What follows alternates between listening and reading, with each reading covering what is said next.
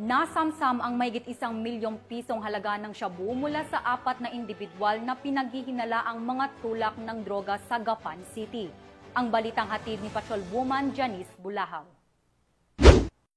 Arestado ng mga operatiba ng Gapan City Police Station Intelligence or Drug Enforcement Team at Provincial Police Drug Enforcement Unit ng Nueva Ecija Police Provincial Office ang 4 na hinihinalang tulak ng ilegal na droga sa isinagawang bypass operation sa Barangay Pambuan, Gapan City. Kinilala ang mga suspect sa kanilang mga alias na sina Arthur, 46, residente ng Quezon City, Tagle at Badong, kapwa 58 anyos, mga driver mula Barangay Bulak at amang 51 mekaniko mula Barangay Pambuan, Gapan City. Nasamsam mula sa kanila ang tinatayang 177 gramo ng hinihinalang shabu na may standard drug price na 1,203,600 pesos, isang caliber 9mm pistol na may 4 na bala, isang 12-gauge shotgun na may 3 bala at isang Mitsubishi Bi-Ridge sedan.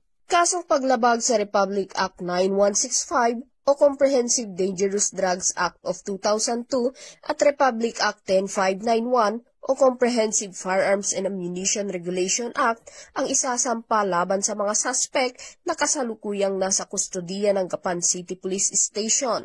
Ayon kay Police Colonel Heril Dagwit L. Bruno, Provincial Director ng Nueva Ecija Police Provincial Office, mananatiling determinado ang kanilang puwersa sa pinaigting na kampanya kontra ilegal na droga, alinsunod sa direktiba ni Police Brigadier General Ponce Rogelio I. Peñones Jr., Regional Director ng Police Regional Office 3. Mula dito sa Central Luzon, ako ang inyong PNN Correspondent, Patrolwoman Janice Bulahaw, alagad ng batas, tagataguyod ng Balitang Pulis.